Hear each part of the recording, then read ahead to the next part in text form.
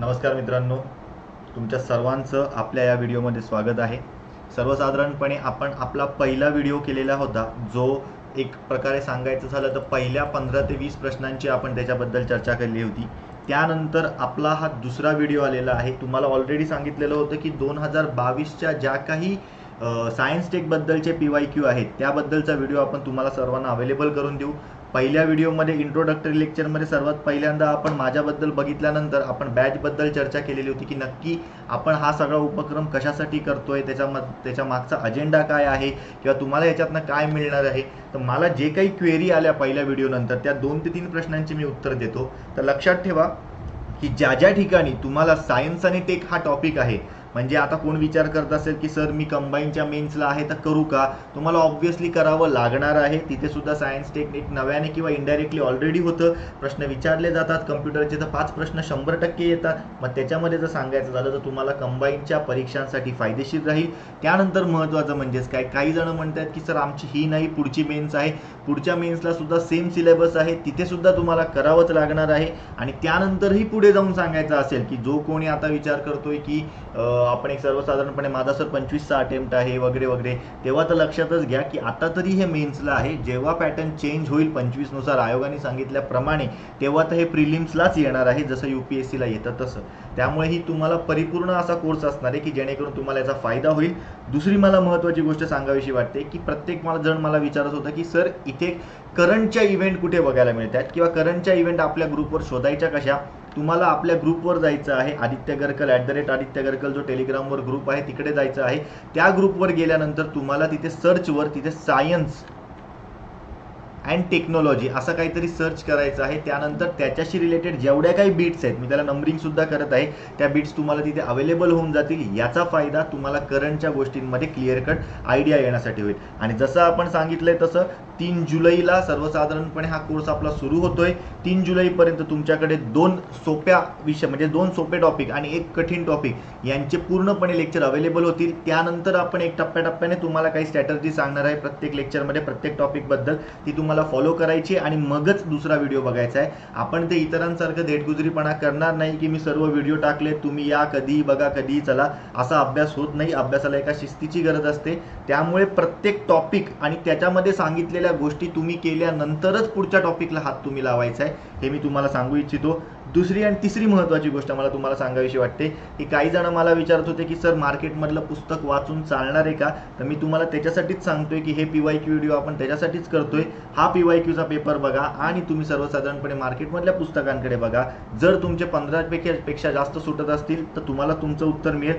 सर्वसाधारणपणे आपल्याला 35 मार्क इथे कम्प्लिटली टार्गेट करायचेच आहेत. त्याच्यासाठी ही आपली परिपूर्ण बॅच आहे, एवढं मी सांगतो. आता ह्याच्या पुढे तुम्हाला कंटेंट वाईज जायचं आहे, तुम्हाला बॅच वाईज जायचं आहे, हा तुमचा कॉल असणार आहे. त्याच्याबद्दल मी कोणालाही तिथे कंपल्शन करणार नाही, पण माझा आग्रह राहील की सर्वसाधारणपणे केली तर तुम्हालाच फायदा आहे. 489 रुपीजच याला आपण फी ठेवलेली आहे. आणि महत्त्वाचं म्हणजे आपल्या टेलिग्राम चॅनलवर आणि PSI बाबा टेलिग्राम चॅनलवर सर्वसाधारणपणे काय आहे, एक प्रकारे ह्याच्या कोर्सची लिंक येते, तुम्ही तिकडनं जाऊन कोर्स परचेस करू शकतात. अजूनही काही प्रॉब्लेम असतील तर तुम्ही माझ्या डायरेक्ट नंबरला कॉन्टॅक्ट करू इच्छिता, ठीक आहे, म्हणजे करू शकता. चला सुरुवात करूया. पहिल्या लेक्चरमध्ये सर्वसाधारणपणे आपण थोडीफार चर्चा केल्यानंतर एक 15 प्रश्न पाहिलेले होते. आज आपण 121 पासून चर्चा करणार आहोत पुढच्या मुद्द्यांना. आता हा प्रश्न बघा, 121वा प्रश्न, डायरेक्ट कंटेंटला सुरुवात करूया आपण. वॉकी टॉकी डॅशमध्ये चालते असा प्रश्न आयोगाने विचारलेला होता. आता एक गोष्ट लक्षात ठेवा, अनेक जण म्हणत होते की सर हा प्रश्न कुठून आला, तो प्रश्न कुठून आला, याचं काय आहे त्याचं काय आहे. अजिबात लोड घेण्याचं काम नाही आहे. जेव्हा जेव्हा आपण कम्प्युटर शिकतो, आता तुम्ही स्वतः बघा की जिथे जिथे आपण आपल्या पुस्तकांमध्ये कम्प्युटर वाचतो तिथे तुम्ही कधीही ट्रान्समिशनच्या मोड वाचतात का रे, तर अजिबात वाचत नाही. आता ह्याच्यातनंच तुम्हाला तुमच्या प्रश्नाचं उत्तर मिळेल की आपले पुस्तकं किती सफिशियंट आहेत आणि कोणते सफिशियंट आहेत. मग बघूया आपण जेव्हा जेव्हा ट्रान्समिशन मोडबद्दल आपण चर्चा करतो, ठीक आहे. ट्रान्समिशन मोड, या ट्रान्समिशन मोडचे एकूणात 3 प्रकार पडतात. सगळ्यात पहिले सांगायचं झालं तर सिम्प्लेक्स ट्रान्समिशन मोड, ठीक आहे. त्यानंतर जर सांगायचं झालं तर हाफ डुप्लेक्स ट्रान्समिशन मोड, आणि त्यानंतर जर सांगायचं झालं तर एक प्रकारे पुढचा आणि शेवटचा टप्पा जो असतो फुल डुप्लेक्स ट्रान्समिशन मोडचा. आता जेव्हा जेव्हा याच्यात विचार करू, बेसिक आहे, इंग्लिशची संकल्पना आहे, फोडा तुम्हाला उत्तर मिळेल.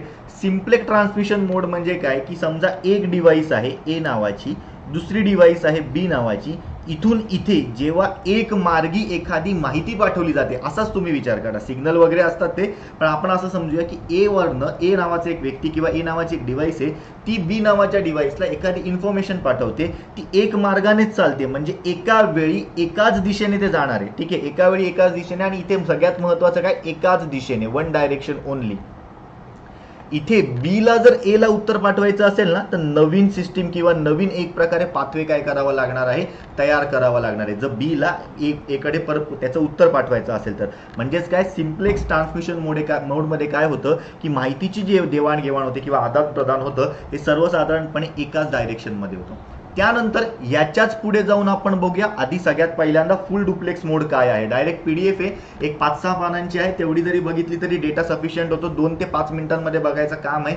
उगाच ते 5-6 पानं किंवा वेगळं काहीतरी सांगून आपल्याला कन्फ्यूज केलं जातं, किंवा काही जण असे आहेत की जे येत नाही ते जास्त शिकवलं जातं, योजनाच वगैरेंवर आपला जास्त भर असतो, आणि अशा मग आपण टेक्निकॅलिटी विसरतो आणि आयोगाने त्याच्यावरच प्रश्न विचारले. त्यामुळे दोन्हींचा नीट बॅलन्स साधता आला पाहिजे. फुल डुप्लेक्स मोड तशीच, फुल डुप्लेक्स मोड काय असते बघा, समजा ए ही एक डिव्हाइस आहे आणि बी ही एक डिव्हाइस आहे. ठीक आहे, सिम्प्लेक्स ट्रान्समिशन मोडमध्ये काय झालं होतं, किंवा सिम्पल ट्रान्समिशन मोडमध्ये काय झालं होतं, युजली एकाच डायरेक्शनने माहितीचे आदान प्रदान होत होती. इथे काय केली जाते, माहितीचे आदान प्रदान दोन्ही दिशेने होते. ठीक आहे, बोथ डायरेक्शन. काय, बोथ डायरेक्शन. आता सगळ्यात महत्वाचं म्हणजे, आता काय सांगितलं, सिम्पल मध्ये काय असतं, वन डायरेक्शन ओनली. फुल डुप्लेक्स मध्ये काय असतं, बोथ डायरेक्शन. मग हाफ डुप्लेक्स मध्ये काय असतं, तर लक्षात ठेवायचं मित्रांनो, हाफ डुप्लेक्स मोड मध्ये माहितीचे आदान प्रदान म्हणजेच काय, समजा इथे ए नावाचा व्यक्ती आहे किंवा ए नावाची डिव्हाइस आहे, इथे बी नावाची डिव्हाइस आहे, इथे माहितीचे आदान प्रदान दोन्ही दिशेने होणार.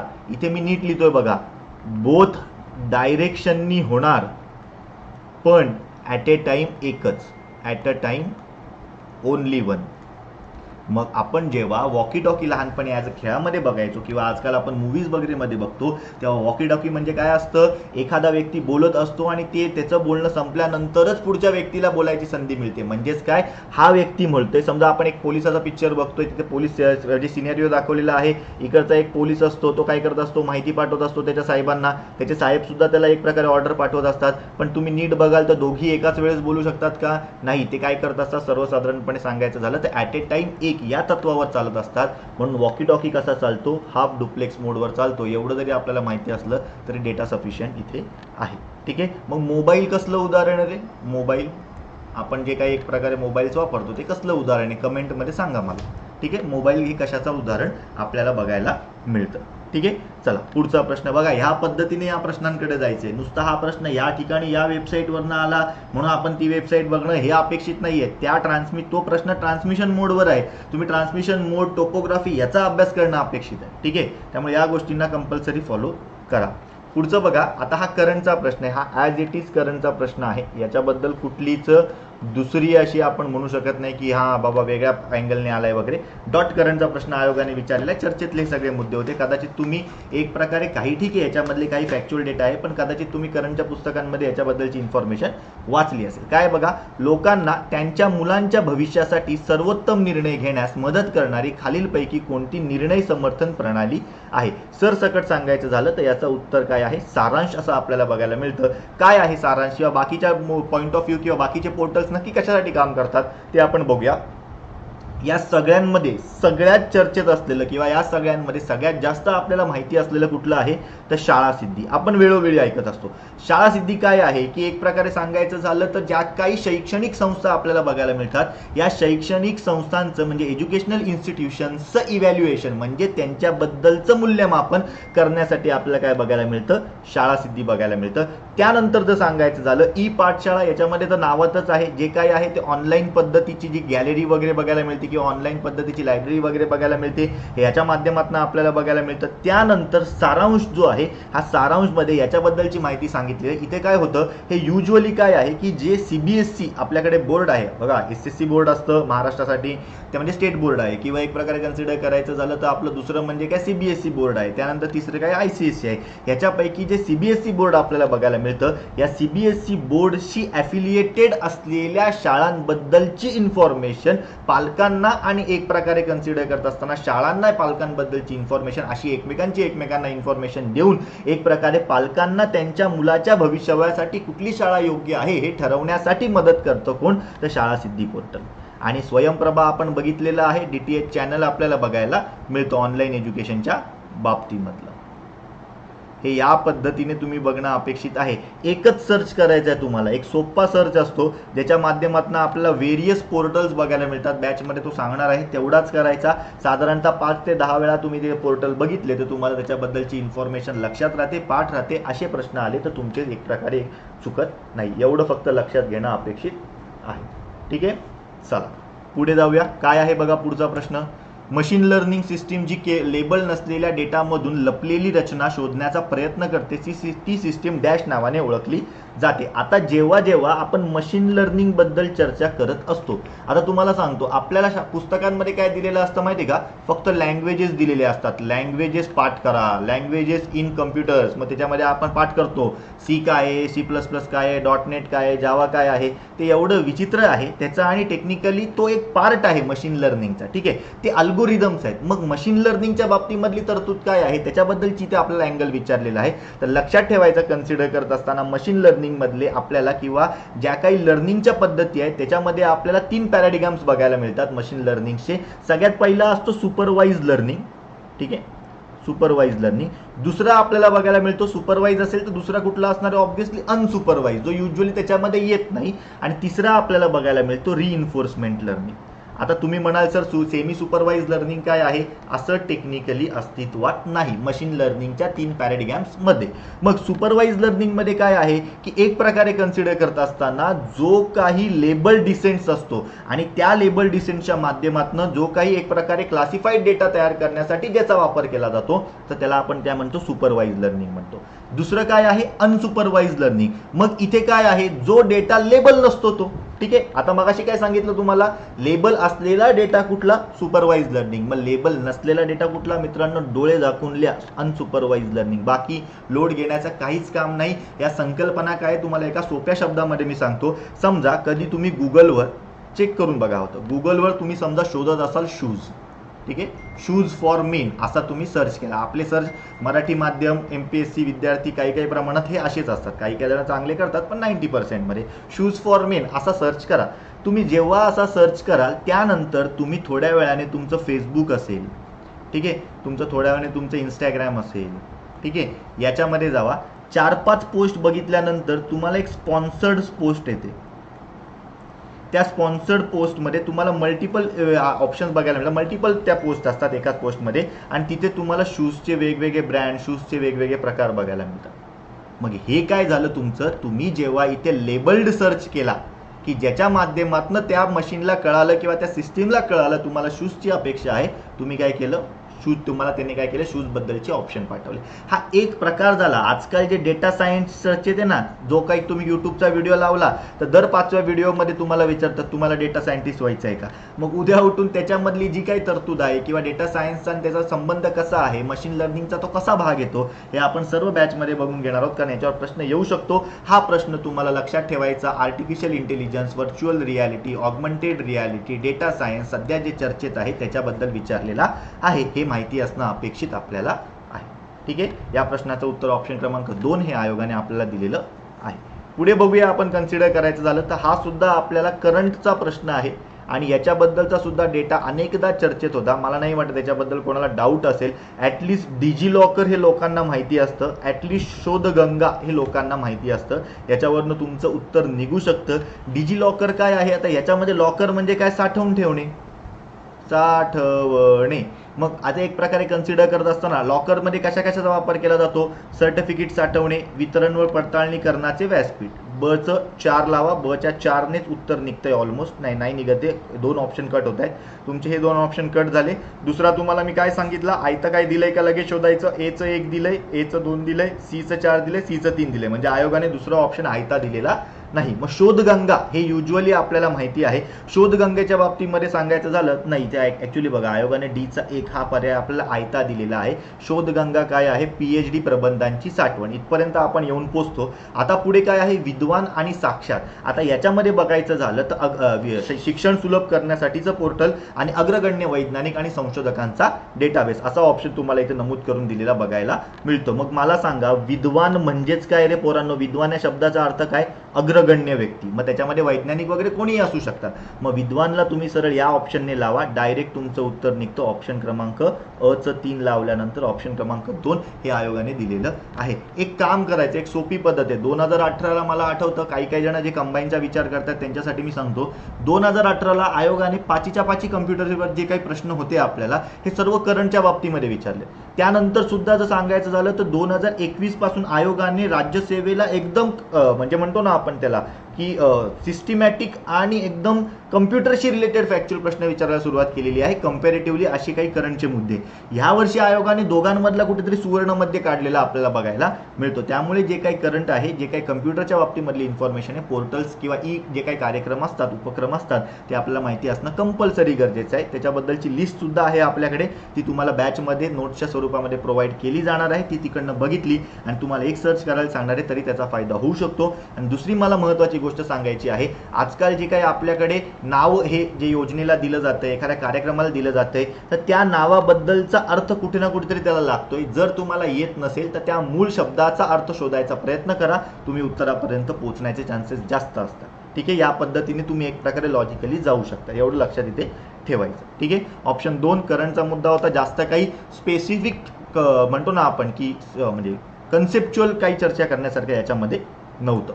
पुढचं बघा, TSR प्रोग्राम म्हणजे काय आहे? आता सरसकट मित्रांनो लक्षात घ्या, TSR प्रोग्राम आयोगाने विचारलेला आहे. इथे कन्सिडर करत असताना एक लक्षात ठेवायचं, TSRचा जरी एखाद्याला फुल फॉर्म माहिती असला तरी तो तुम्हाला एक प्रकारे गोष्ट म्हणजे उत्तर देण्यासाठी तो मदत करू शकतो. TSRचा फुल फॉर्म आहे मित्रांनो, terminate and stay resident program. काय? Terminate and stay resident program. Terminate इथे मी नीट लिहितो बघा, terminate and stay resident program. ठीक आहे, टर्मिनेट म्हणजेच काय? एक प्रकारे कन्सिडर, आता बघा हा फुल फॉर्म आहे, ज्याला याचा फुल फॉर्म जरी माहिती असता त्याने तरी पहिले 2 ऑप्शन कट केलेले असते. टर्मिनेट आणि सिग्नलचा आहे का काही संबंध? नाही. टर्मिनेट आणि स्कॅनचा काही संबंध आहे का? नाही. त्यानंतर जर सांगायचं झालं तर सगळ्यात महत्त्वाचं म्हणजेच काय, हे एक प्रकारे ट्रान्सलेट करताना ना रेसिडेंटचं रहिवासी झाले, त्यामुळे काही जणांनी एक प्रकारे याच्यामध्ये कन्फ्यूज होऊ शकतात. पण जर नीट सांगायचं झालं तर टर्मिनेटचा अर्थ काय मित्रांनो? काढून टाकणे. काय? काढून टाकणे. पण माहिती सेव्ह राहणे म्हणजेच टर्मिनेट अँड स्टे. तुम्हाला एक छोटंसं उदाहरण देतो, याचं काय म्हणू शकतो. तुम्हाला प्रत्येकाला क्लाउड कम्प्युटिंग माहिती असेल, क्लाउड कम्प्युटिंग, किंवा आता आपण मोबाईलमध्ये बघतो जे कोणी आयफोन वापरतात त्यांच्यासाठी काय आहे तर iCloud आहे. ठीक आहे, जर आपण जीमेल बघितलं तर गुगल ड्राईव्ह आपल्याला बघायला मिळते. ठीक आहे, आता या 2 गोष्टी तुम्ही कम्प्युटरमध्ये किंवा तुम्ही तुमच्या मोबाईलमध्ये, आयफोनमध्ये, आयपॅडमध्ये, नॉर्मल टॅब्समध्ये सेव्ह करून ठेवतात का रे?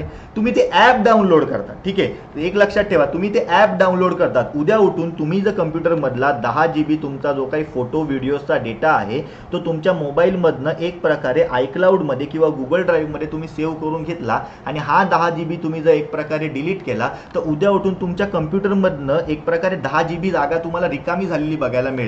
तरीही तुमच्या कम्प्युटरमध्ये किंवा तुमच्या मोबाईलमध्ये, डिव्हाइसमध्ये जिथे कुठे iCloud असेल, जिथे कुठे गुगल ड्राईव्ह असेल, तिथे तुम्हाला हा डेटा सेव्ह झालेला बघायला मिळेल. परंतु हा डेटा तुमच्या मोबाईलची एक प्रकारे स्टोरेज खात नसेल. याचाच अर्थ काय? ती माहिती काढून टाकली जाते पण त्याच्याबद्दलची इन्फॉर्मेशन ठेवली जाते. हे एक लॉजिक झालं, हे एक उदाहरण झालं. दुसरं काय, मध्ये एक रिपोर्ट आलेला होता बघा की काहीतरी एक कोणतरी मुलगा का मुलगी होतं, त्याने काहीतरी मोठा कांड केलेला आणि त्याने काय विचार केला की मी माझ्या मोबाईलची सर्व हिस्ट्री, सर्व मेसेजेस डिलीट करून टाकतो. मग उद्या उठून पोलिसांना काही सापडणार नाही. पण पोलिसांकडे जी काय IT टीम आहे, या IT टीमला ह्या गोष्टीचं नक्कीच नॉलेज होतं. त्याने काय केलं, ठीक आहे तू डिलीट केले ते तुझ्या डिव्हाइसमध्ये दिसत नाही, पण त्याची माहिती तर स्टोअर होते. उद्या उठून तुम्ही समजा एखादा चुकीचा सर्च केला तुमच्या मोबाईलमध्ये, त्याची हिस्ट्री जर डिलीट केली, तर याचा अर्थ असा नाही की तुमच्या मोबाईलमधनं तो सर्च झाला नाही हे कळणार नाही. याचा अर्थ असा आहे की तुम्ही तुमच्या मोबाईलच्या डायरेक्टरीमधनं तो डिलीट करून टाकलाय, परंतु सर्व्हरमध्ये त्याची माहिती काय असणार आहे, स्टोअर राहणार आहे. That is TSR program.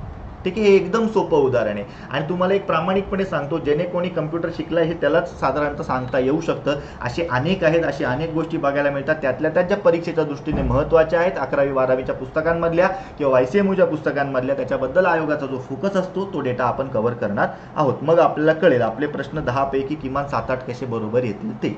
ठीक आहे, उत्तर आयोगाने ऑप्शन क्रमांक 3 दिलेला आहे. संपला विषय. याचा वापर सर्वसाधारणपणे MS-DOS जे होतं ना, MS-DOS operating system, Microsoft Office डॉसच्या बाबतीमधली, तर त्याच्याबद्दल ह्याच्यामध्ये म्हणजे त्याच्यामध्ये याचा वापर केला जायचा. पुढे बघूया, खालीलपैकी कोणते विधान PHP बद्दल खरे आहे. आता तुम्ही PHPचा तुम्हाला फुल फॉर्म विचारला ना तर तुम्ही कन्फ्यूज व्हाल. तुम्ही नेटवर सर्च केलं ना तर तुम्हाला 2 फुल फॉर्म सापडतील. मग नक्की काय आहे, तर लक्षात ठेवायचं, कन्सिडर करत असताना PHPचा पहिला बेसिक फुल फॉर्म होता पर्सनल होम पेज.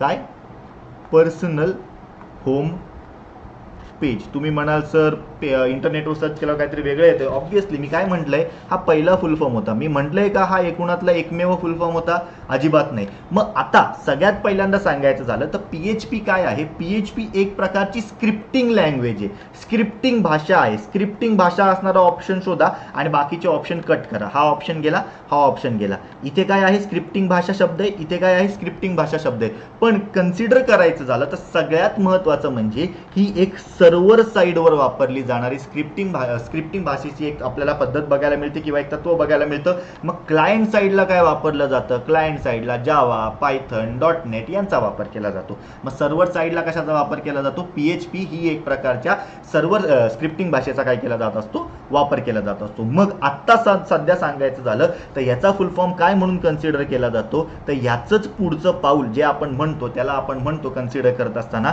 PHPला एक प्रकारे कन्सिडर करायचं झालं तर PHP हायपरटेक्स्ट प्रो प्रोसेसर म्हणून त्याचा काय केला जातो, फुल फॉर्म कन्सिडर केला जातो. म्हणजे पर्सनल होम पेजला त्यांनी आता काय केलेलं आहे, छोटं केलेलं आहे. ते म्हणतात PHP, P इथे पाहिजे. जर इथे तुम्हाला PHPचा फुल फॉर्म विचारला तर ते म्हणतात की P म्हणजेच हे PHP personal home page, H म्हणजे काय, हायपरटेक्स्ट, आणि कन्सिडर करत असताना काय आहे, प्री प्रोसेसर.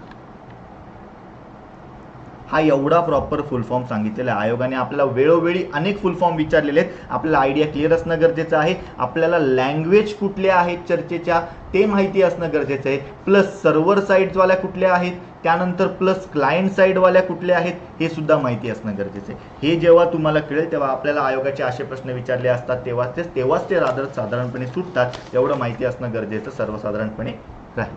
ठीक आहे, उत्तर याचं आयोगाने ऑप्शन दिलेला आहे. सर्व्हर साईड आपल्याला काय बघायला मिळते, स्क्रिप्टिंग लँग्वेज बघायला मिळते.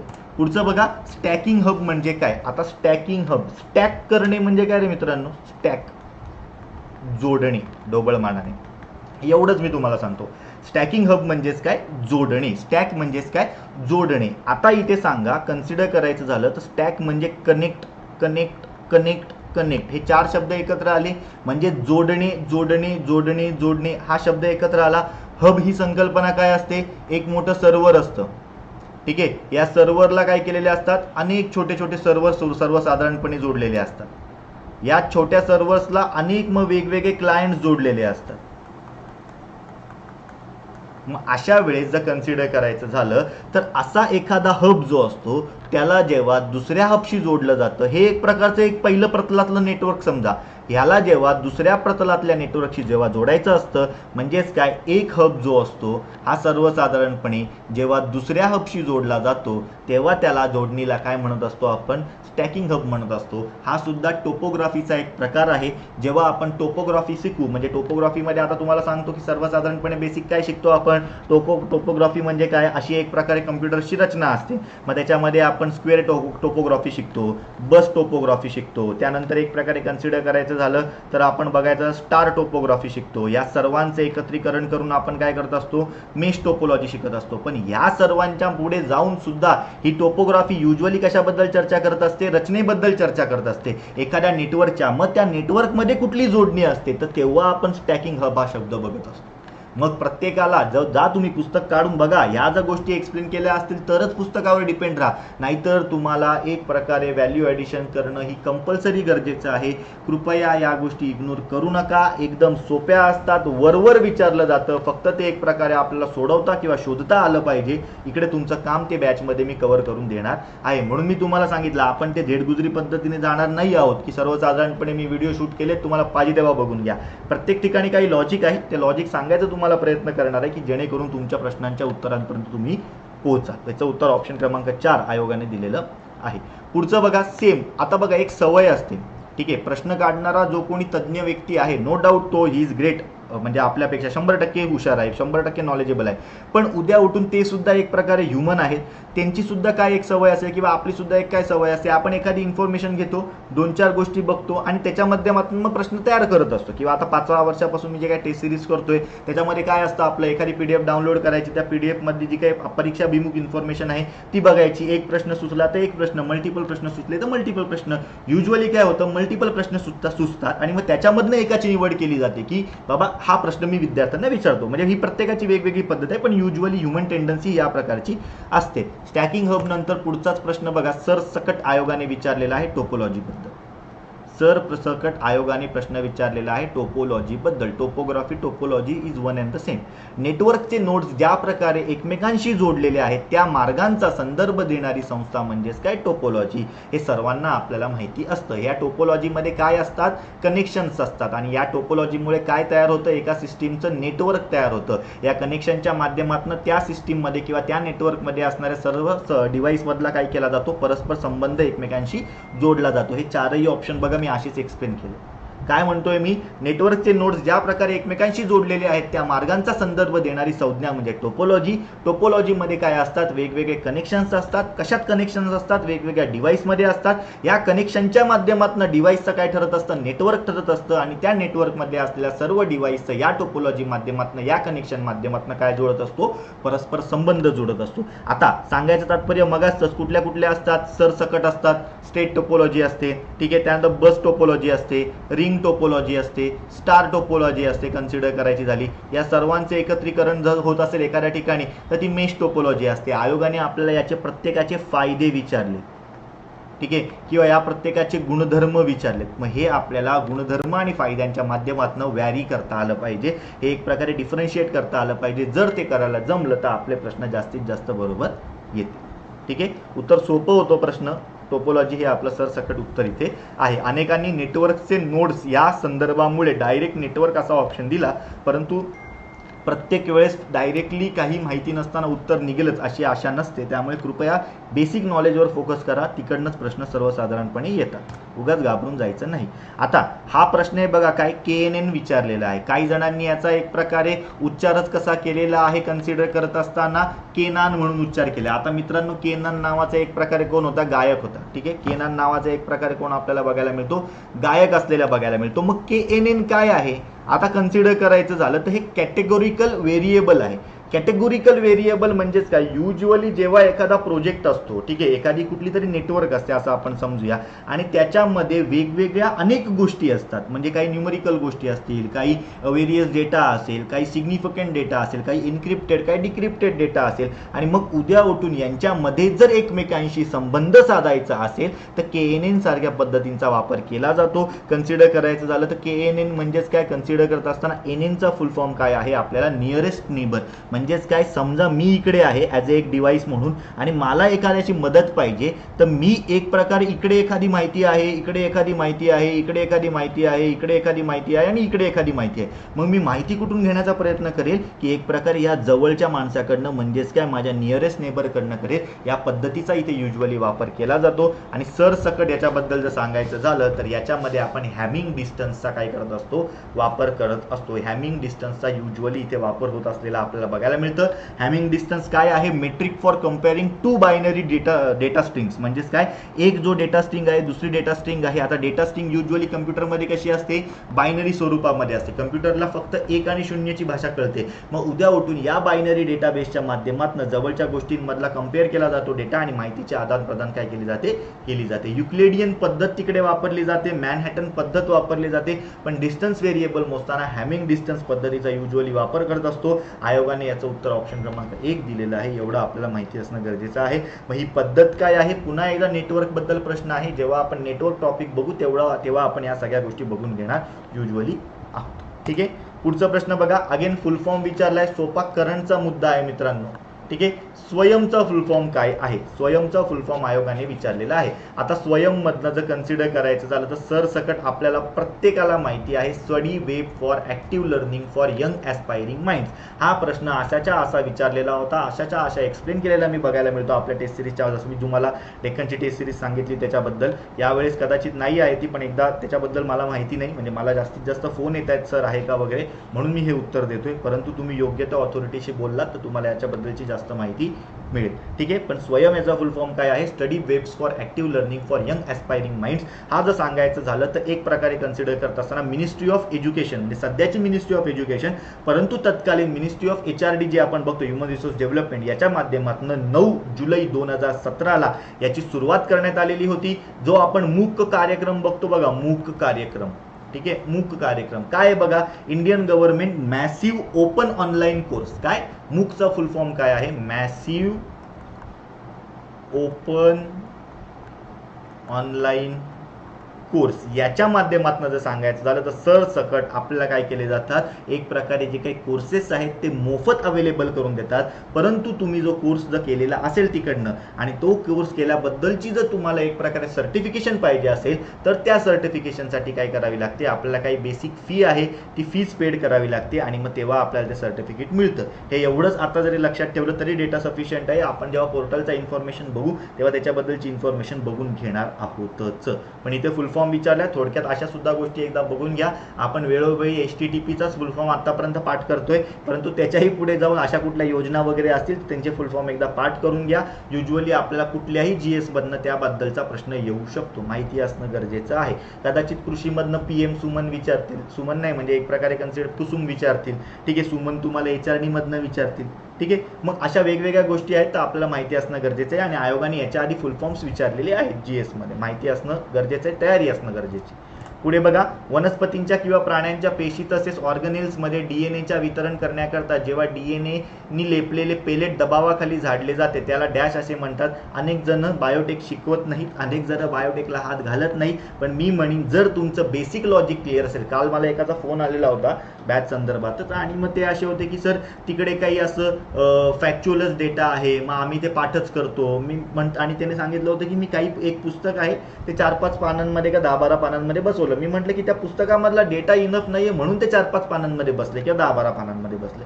साधी गोष्ट आहे, बायोटेक्नॉलॉजीला सुरुवात करतोय म्हणून सांगतो मित्रांनो, बायोटेकमध्ये जोपर्यंत फॅक्च्युअल तुम्हाला अंडरस्टँडिंग नाही, मी पाठांतर म्हणत नाही, पाठांतर सगळ्या दुनियेला असतं, परंतु फॅक्च्युअल जोपर्यंत अंडरस्टँडिंग नाही तोपर्यंत तुम्ही प्रश्न सोडवू शकत नाही. आणि फॅक्च्युअल डेटा पाठ करण्यापेक्षा समजून घ्या, कारण हे सर्व पाठांतर होणं कठीण असतं. पाठ जरी असेल तरी कदाचित आयोगाचा प्रश्न विचारण्याचं जे स्टेटमेंट असेल ते आपल्याला वेगळं वाटू शकतं. मग अशा वेळेस जर तुम्ही संकल्पनांवर भर दिला, तुमच्या कन्सेप्च्युअल क्लॅरिटी जेवढी असेल तेवढा तुम्हाला जास्तीत जास्त फायदा बायोटेकमध्ये होऊ शकतो. अन्यथा बायोटेकचे प्रश्न कुठून आले कुठून गेले कधीच कळणार नाहीत आपल्याला. काय बघा, इथे सरसकट विचारलेलं आहे आपल्याला, वनस्पतींच्या किंवा प्राण्यांच्या पेशी तसेच ऑर्गनेल्स म्हणजे ऑर्गनेला युजली आपण म्हणतो मध्ये DNAच्या वितरण करण्याकरता जेव्हा DNAने लेपलेले पेलेट दबावाखाली झाडले जाते त्याला डॅश असे म्हणतो. आता सगळ्यात महत्त्वाचं म्हणजेच काय आहे, या आपण संकल्पना आधी बघून घेऊया. ठीक आहे, नॅनो इंजेक्शन आपल्याला चर्चेत आहे. ठीक आहे, मायक्रो इंजेक्शन आपल्याला चर्चेत आहे, इलेक्ट्रोपोरेशन आपल्याला चर्चेत आहे म्हणजे माहिती असतं. चला मी असं म्हणेन की बायोलिट्रिक्स म्हणजे काय हे आपल्याला माहिती नाही, असंच आपण सध्या समजूया. नॅनो इंजेक्शन मध्ये काय मित्रांनो, एक गोष्ट लक्षात ठेवायची, जेव्हा आपण मायक्रोस्कोपिक लेन्सचा वापर करतो आणि त्या लेन्सच्या माध्यमातून इलेक्ट्रिकल फोर्सच्या माध्यमातून जे काही म्हणजे जे काही आपल्याला जो DNA असतो तो DNA एखाद्या सेलमध्ये पाठवायचा असतो, तेव्हा पाठवत असताना जेव्हा आपण या पद्धतीचा मायक्रोस्कोपिक लेन्सचा वापर करत असतो तेव्हा त्याला काय म्हणत असतो आपण, नॅनो इंजेक्शन म्हणतो. साधी सरळ गोष्ट आहे, तुम्हाला DNA काय करायचं आहे, त्या सेलमध्ये पाठवायचं आहे. याच्याबद्दलच्या या 4 टेक्निक आहेत, त्याच्यावर आयोगाने प्रश्न विचारलाय. नॅनो इंजेक्शन म्हणजे काय, जेव्हा हे पाठवत असताना आपण कशाचा वापर करतो, मायक्रोस्कोपिक लेन्सचा आपण जेव्हा वापर करतो. दुसरी गोष्ट, मायक्रो इंजेक्शन काय आहे, मायक्रो इंजेक्शन म्हणजे आपलं बेसिक इंजेक्शन. जेव्हा या ठिकाणी DNA पाठवताना त्या सेलमध्ये आपण जेव्हा एक प्रकारे कन्सिडर करायचं झालं तर व्हेरी थिन निडल, म्हणजेच काय, एका एकदम सूक्ष्म किंवा एका एकदम पातळ अशा जेव्हा आपण निडलचा वापर करतो तेव्हा त्याला आपण काय पद्धत म्हणतो, मायक्रो इंजेक्शन म्हणतो. इलेक्ट्रोपोरेशन म्हणजेच काय, इलेक्ट्रो आलं इथे कुठेतरी आपल्याला इलेक्ट्रिकल पल्सचा वापर करावा लागेल. काय आहे, जेव्हा आपण या ठिकाणामधनं किंवा या पद्धतीमध्ये DNA त्या सेलमध्ये पाठवण्यासाठी इलेक्ट्रिकल पल्सचा वापर करतो. कशाचा, इलेक्ट्रिकल पल्सेसचा जेव्हा आपण वापर करतो आणि त्या माध्यमातून टेम्पररी पोर्स तयार होतात आणि मग ती सेल मेम्ब्रेनमध्ये माहिती वगैरे पाठवली जाते, तो वेगळा घटक आहे. परंतु इलेक्ट्रिकल पल्सचा जेव्हा आपण वापर करत असतो तेव्हा त्याला काय म्हणतो आपण, इलेक्ट्रोपोरेशन म्हणतो. आता नीट प्रश्न बघा, वनस्पतींच्या किंवा प्राण्यांच्या पेशी तसेच ऑर्गनेल्समध्ये DNAच्या वितरण करण्याकरता जेव्हा DNAने लेपलेले पेलेट दबावाखाली झाडले जाते, म्हणजे सोडून दिलं जातं ते एखाद्या प्रेशरच्या माध्यमातून, तेव्हा आपण त्याला काय म्हणतो, बायोइलेक्ट्रिक्स म्हणतो. याच्यामध्ये आपण काय करतो, ऍडिशनल प्रेशरचा वापर करतो. ठीक आहे, हे कीवर्ड्स तुम्हाला माहिती पाहिजे. आता बघा, मी तुम्हाला हा प्रश्न तसाच समजावला जसा आपण पेपरला सोडवणं अपेक्षित आहे. नाही तर काही जण येतील आणि सांगतील ह्याला बायोइलेक्ट्रिक्स म्हणतात. अरे ते बॅचमध्ये किंवा ते पेपर झाल्यानंतर, पण आपण आपल्या ज्या बॅचचे वैशिष्ट्यामध्ये सुद्धा एक प्रकारे एक इन्फॉर्मेशन टाकली आहे बघा. मी आपल्या नॉलेजला इम्प्लिमेंट कसं करायचं हे सुद्धा मी तुम्हाला सांगणार आहे. मग जेव्हा जेव्हा हा प्रश्न मी त्या अँगलने सांगेन तेव्हा मी तुम्हाला एकच सांगतो, आपला जो काही डेटा असतो हा एक तर डायरेक्ट तुम्हाला उत्तर देतो किंवा हा डायरेक्ट तुम्हाला काय करत असतो, इथे डायरेक्ट तो तुम्हाला आन्सर देतोय किंवा डायरेक्ट तो तुम्हाला एलिमिनेट करायला मदत करतोय. इथे बघा, त्याने दुसरा एलिमिनेट केला, तिसरा एलिमिनेट केला, चौथा एलिमिनेट केला, पहिलं उत्तर आहे, एकच उरलंय, चला पुढे. थोडक्यात आपण म्हणतो ना, हे नाही हे नाही हे नाही म्हणून हे त्या पद्धतीचा प्रश्न होता. कठीण प्रश्न होता, पण तू ज्याला एक प्रकारे अशी संकल्पना माहिती असेल छोट्या छोट्या, तो उत्तरापर्यंत प्रॉपर पोहोचू शकतो. नाही तर युजली काय होतं, आपण आपल्या पुस्तकांमध्ये मायक्रो इंजेक्शन मोठ्या प्रमाणात वाचलेलं असतं, आपल्याला वाटतं हेच आहे, द्या उत्तर आणि चला पुढे, पण असं होत नाही. आयोगाने उत्तर ऑप्शन क्रमांक 1 दिलेला आहे.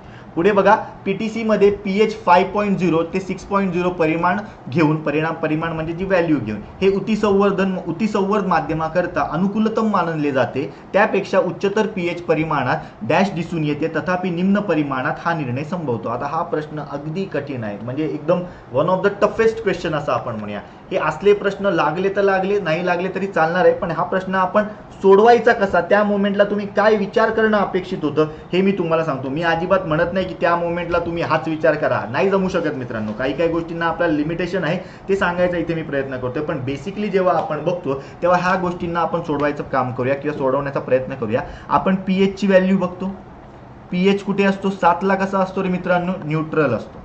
ठीक आहे, 0 ला कसा असतो, तो ऍसिडिक असतो. म्हणजेच एक प्रकारे 7 पासून 0 कडे येताना तो ऍसिडिक होतो, 7 पासून 14 कडे जाताना तो कसा होतो, बेसिक होतो. हे एवढं बेसिक pH बद्दलचं आपल्याला नॉलेज आहे. ते काय म्हणतात, एक कुठली तरी PTC पद्धत आहे, या PTC पद्धतीमध्ये 5.0 ते 6.0 म्हणजे 5 ते 6 याच्यामध्ये योग्य तापमान समजलं जातं. कशासाठी, उतिसंवर्धनासाठी. उतिसंवर्धन आपला टॉपिक आहे, परंतु आपल्या पुस्तकामध्ये उतिसंवर्धन काय दिलंय ते बघून घ्या, जे हास्यास्पद आहे. काही पुस्तकांमध्ये नाहीच राहतं, आणि इथे प्रश्न काय विचारलाय तो बघून घ्या.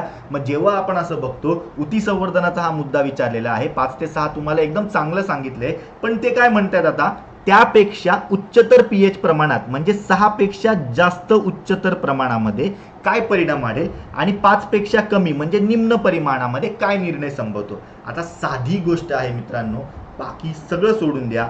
जेव्हा जेव्हा आपण एखादा घटक जास्त विचारले, उच्चतरमध्ये जास्त विचारले, जेव्हा आपण एखादा घटक बेसिक फॉर्मॅटमध्ये घेऊन जाण्याचा प्रयत्न करतो तेव्हा त्याचं रूपांतर कठीण माध्यमात होतं, आणि जेव्हा एखादा पदार्थ आपण मोर ॲसिडिक करायचा प्रयत्न करतो तेव्हा त्याचं काय होतं, सेंट्रलायझेशन होण्याचा प्रयत्न करतो किंवा घनीकरण होण्याचा प्रयत्न होत असतो. इथे काय होईल, अंगारचे क्षीण घनीकरण होईल. सरसकट या अँगलने जरी तुम्ही गेला असतात तरी तुम्ही उत्तरापर्यंत पोहोचा. आता तुम्ही म्हणाल की सर ह्याच्यामध्ये लॉजिक काय, बघा इथे 2 ऑप्शन ऑप्शन आहेत तसे उलटे दिलेत. म्हणजे आयोगाने तुम्हाला इनडायरेक्टली सांगितलं हे आणि हे थोडक्यात सोडून द्या थोड्याफार प्रमाणामध्ये, म्हणजे 80% सिनेरिओमध्ये असा केस असते, हे दोन सोडून द्या, या दोघांवर फोकस करा. शीघ्र घनीकरण ॲसिडिकमध्ये होईल का बेसिकमध्ये होईल हे जरी तुम्हाला कळत असतं तरी तुम्ही उत्तरापर्यंत पोहोचू शकला असतात. परंतु again one of the toughest question आहे हा आपला, एक प्रकारे या पद्धतीने तुम्ही सोडवणं अपेक्षित होतं, नाही तर फॅक्च्युअल इन्फॉर्मेशनमध्ये आपल्याला हे कुठे ना कुठेतरी सापडून जाणारच आहे. 15च्या 15 जे काही आपले बायोटेकचे प्रश्न असतात, या 15 पैकी 8 ते 9 प्रश्न एकदम सोपे असतात, आपला फोकस त्याच्यावर पाहिजे. 5 ते 6 तुक्के असतात जे लॉजिकल मारता येणं आपल्याला अपेक्षित आहे, नो डाऊट, मी हे एकदम प्रामाणिकपणे सांगतोय. नाही तर अनेक जण म्हणतात की बायोटेकचे सुद्धा 15च्या 15 प्रश्न आम्हीच शिकवले त्यातनं आले, असं कधीच होत नाही मित्रांनो. एकदम 1 to 1 कन्व्हर्सेशनच्या माध्यमातून घ्या. मेन्समध्ये तुम्हालाही माहिती आहे 15 पैकी 8-9 प्रश्न सुटतात, 6-5 प्रश्न तुक्के असतात, त्याच्यातनं लागले तर वेल अँड गुड, नाही लागले तर तुमचा 7 वगैरे स्कोर आरामात येऊन जाईल 15 पैकी. आणि मग उरलेल्या ते जे छोटे छोटे आहेत ना, कम्प्युटर सोडले तर उरलेले 4, तिथे 20 पैकी किमान 18 घ्यायचे, ठीक आहे. 18 आणि तुमचे आणि कम्प्युटरमध्ये किमान एक साधारणतः 7 घ्यायचे, म्हणजे थोडक्यात तिथे 5 गेले. 5 गेल्यावर तुमचे एक प्रकारे कन्सिडर करत असताना 6.25 गेले. मग आपण जेव्हा बघतोय तर 30 पैकी 6.25 म्हणजे 23 झाले आणि हे 7, तुम्ही बेसिक वर्स्ट कंडिशनला 30 मार्क नेटमध्ये याल. मी तुम्हाला ऑलरेडी काय सांगितलंय, 30-35 आपले बरोबर आले पाहिजे आउट ऑफ 45, यांचे निगेटिव्ह करून कुठेतरी तुमचा 30 ते 32 मध्ये स्कोर आला आणि तुम्ही इकॉनॉमीमध्ये जर 70 वगैरे घेत असाल तर तुम्ही आरामात तिकडे 102-103 पर्यंत पोहोचू शकाल. अनेक जणांचे मला रिव्ह्यू आलेले होते मागच्या टेस्ट सिरीजला, कारण मागच्या टेस्ट सिरीजला डेक्कनमध्ये सायन्स टेक सुद्धा मी घेतलेलं होतं आणि सायन्स टेक मी 3 वर्षापासून तिथे घेत होतो, पण मागच्या सायन्स टेक आणि इकॉनॉमी सुद्धा घेतलेलं होतं. तेव्हा मी ही जो काही सिनेरिओ मुलांना सांगितला त्याचा अनेक जणांना आता फायदा झाला आहे. आपल्या त्या टेस्ट सिरीजच्या जवळजवळ 5-6 स्टुडंट मला ज्यांनी संपर्क केला त्यांना 100 पेक्षा जास्त GS4 मध्ये आजही मार्क आहेत, ठीक आहे. त्यामुळे GS4 मध्ये मार्क मिळतच नाही हे लॉजिक लक्षात, म्हणजे हे असलं घेऊ नका, लॉजिक मार्क मिळतात, लॉजिक फक्त लागले आपले पाहिजे.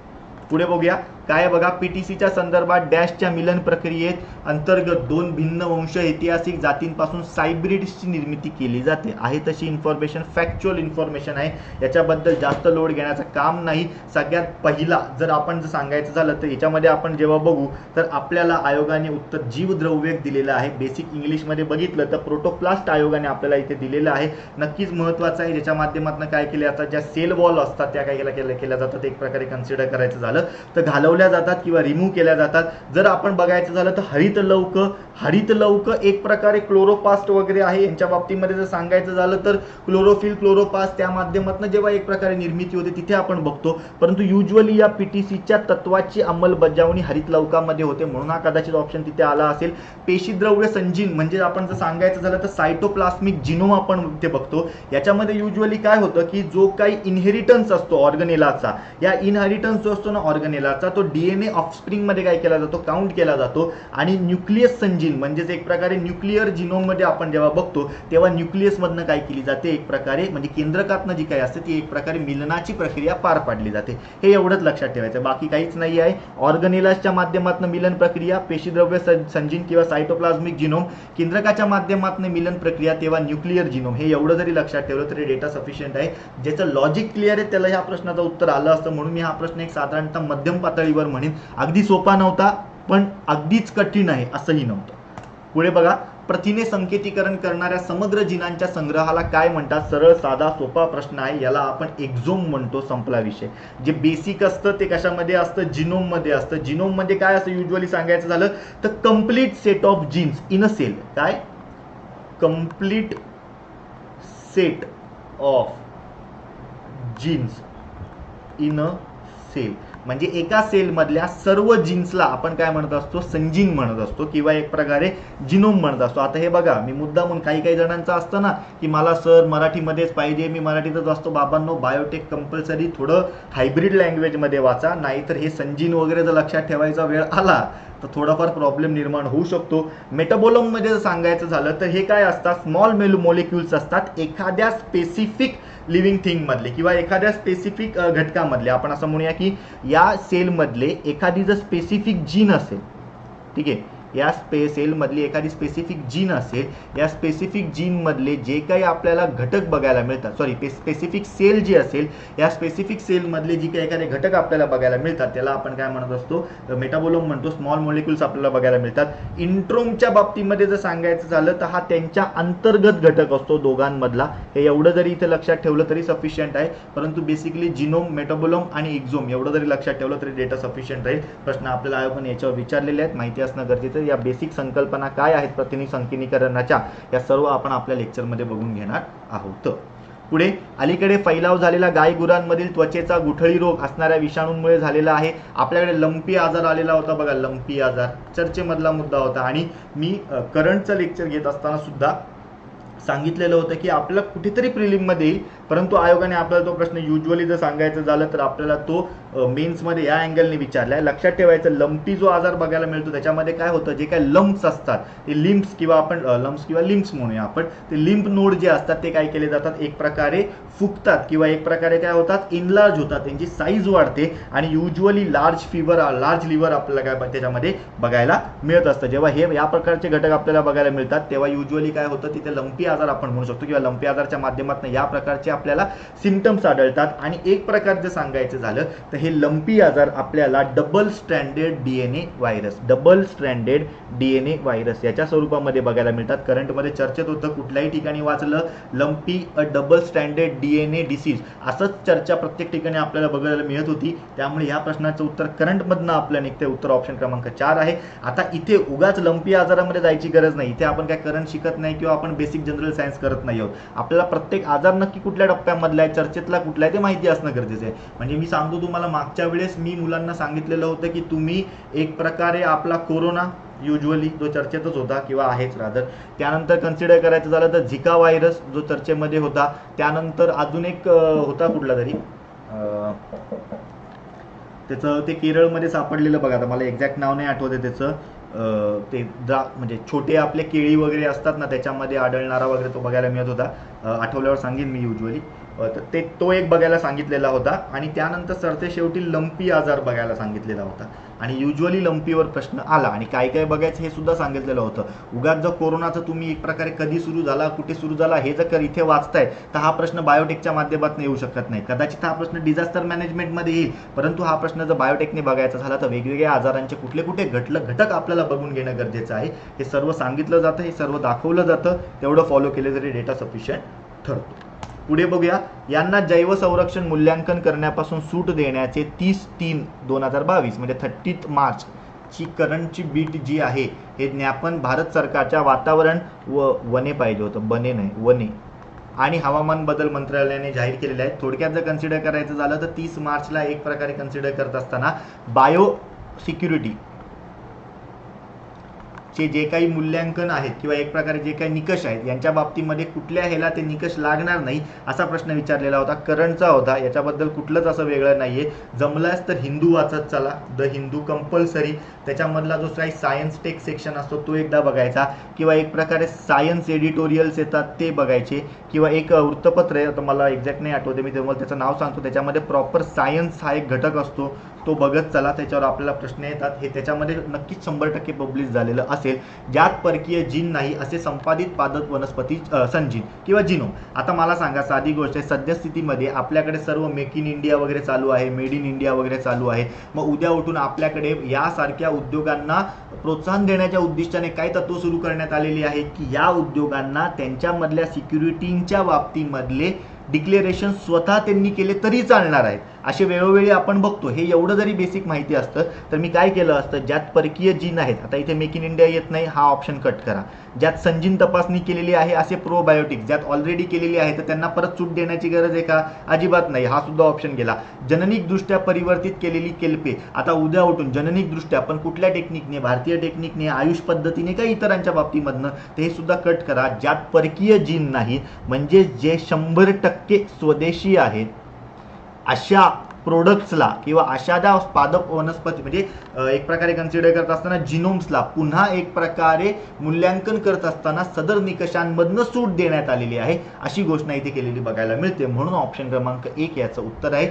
या प्रश्नाच्या माध्यमातून तुम्ही करंट अँगलनी जरी गेला असता तरी तुमचं उत्तर बरोबर आलं असतं, किंवा जर सांगायचं झालं तर सर्वसाधारणपणे तुम्ही अशी जर न्यूज माहिती असती किंवा एक सतत विवेक बुद्धीने जर तुम्ही या प्रश्नाकडे अँगलने बघितलं असतं तरी तुमचा प्रश्नाचं उत्तर बरोबर इथे येऊ शकलं असतं. एवढं इथे लक्षात ठेवणं अपेक्षित आहे.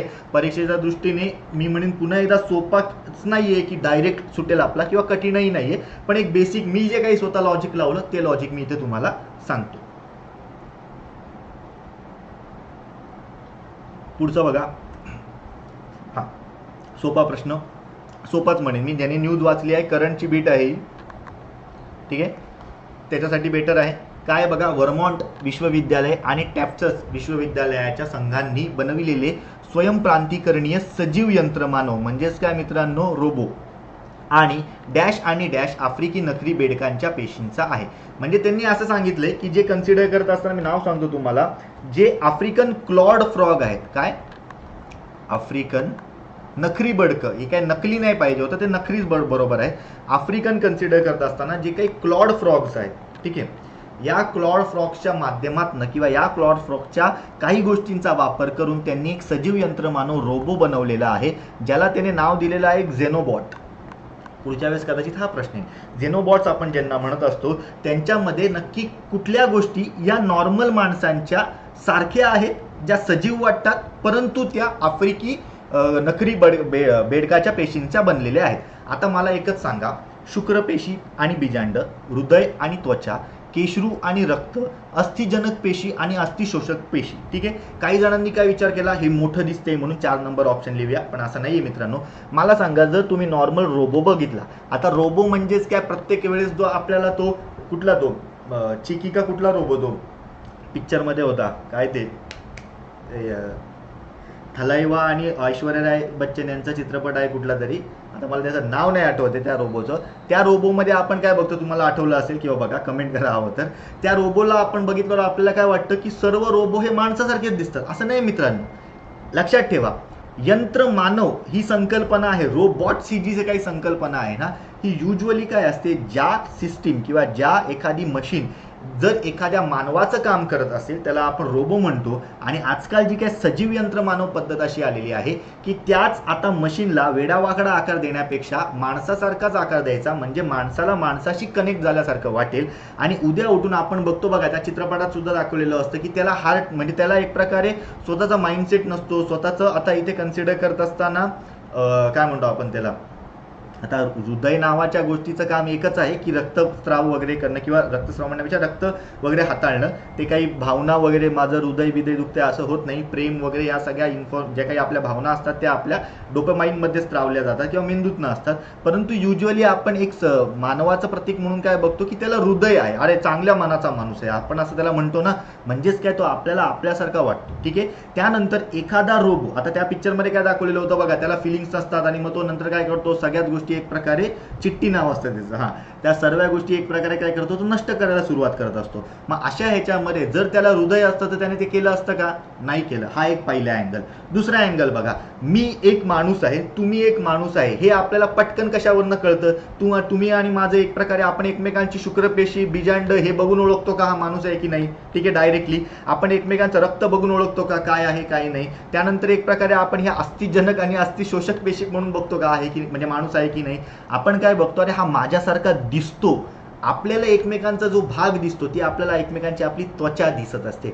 म्हणून लक्षात घ्या की त्यांनी जे काही वर्मॉन्ट विश्वविद्यालय आहे किंवा टॅफ्ट्स विश्वविद्यालय आहे यांच्या टीमने जो काही झेनोबोट बनवलेला होता त्याच्यामध्ये त्यांनी हृदय आणि त्वचा हे आफ्रिकी नखरी बेडकांच्या पेशींच्या बनवलेल्या होत्या आणि त्या एक प्रकारे सजीव यंत्रमानवासारख्या बनवलेल्या होत्या. उत्तर सरसकट ऑप्शन क्रमांक 2 लिहा. चला पुढे.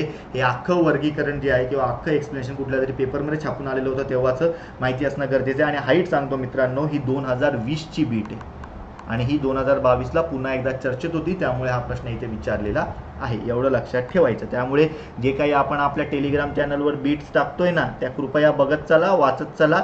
बॅचच्या विद्यार्थ्यांना सगळी बॅच झाल्यावर त्याच्यावरच एक लेक्चर घेणारे, परीक्षा जशी जवळ येईल तशी, परंतु इतरांसाठी ॲटलिस्ट तुम्ही ती इन्फॉर्मेशन बघून घ्या. पुढे बघूया बेसिक फॅक्च्युअल प्रश्न, याच्यामध्ये काय जास्त पडण्यासारखं नाही आहे. नोबल अवॉर्ड्स विचारलेले आहेत तुम्हाला मेडिकल फिजिकल क्षेत्रामधले जे कुठले कुठले आहेत ते.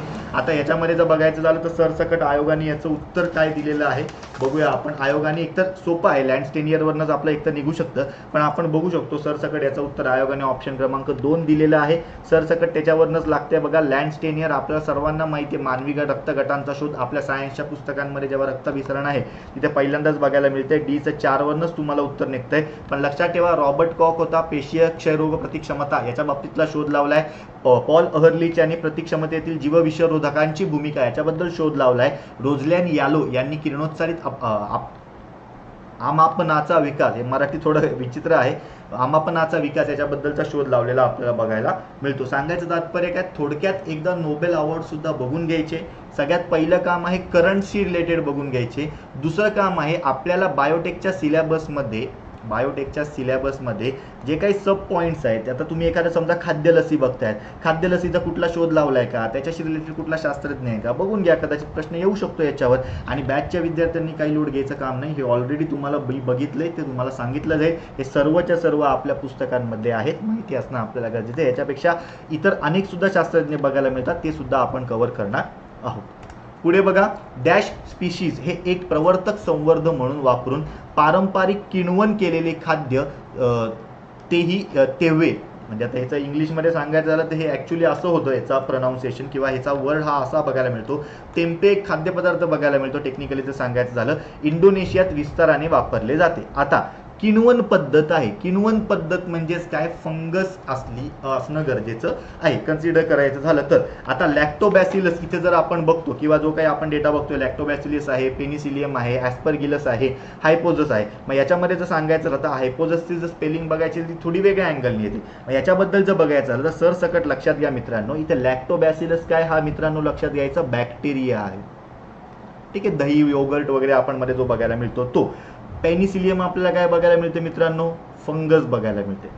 ॲस्परगिलस आहे आपल्याला वेळोवेळी बघायला मिळतं बघा, आयोगाने विचारलं सुद्धा आहे, ॲस्परगिलस नायगर वगैरे वगैरे वेगवेगळ्या गोष्टी, ते सुद्धा आपल्याला काय बघायला मिळते, फंगस बघायला मिळते. आणि कन्सिडर करत असताना हायपोज म्हणजेच काय, एक प्रकारे सांगायचं झालं तर काही जण याचा उच्चार काय करत असतात, रायझोपस करत असतात, पण मित्रांनो हायपोजस असा आहे. मग कन्सिडर करत असताना हायपोजस हे सुद्धा आपल्याला काय बघायला मिळते, युजली फंगस बघायला मिळते. याचा वापर एक प्रकारे काय केला जातो, टेम्प निर्माण करण्यासाठी केला जातो, जे इंडोनेशियामध्ये मोठ्या प्रमाणात वापरलं जातं. आता हा प्रश्न कुठून आला असेल मी तुम्हाला सांगतो, जे आपल्याला सिलेबसमध्ये खाद्यपदार्थांचे वेगवेगळे घटक आहेत बघा, की प्रोबायोटिक खाद्यपदार्थ किंवा एक प्रकारे कन्सिडर करत असताना असे खाद्यपदार्थ की ज्याच्या माध्यमातून आपल्याला हे जे काही म्हणजे जे काही ॲडव्हान्स्ड गोष्टी आहेत त्या त्याच्यामधूनच मिळून जातील, किंवा एखाद्या आजाराला घालवण्यासाठी आपण काय खाद्यपदार्थ खातो वगैरे वगैरे वगैरे.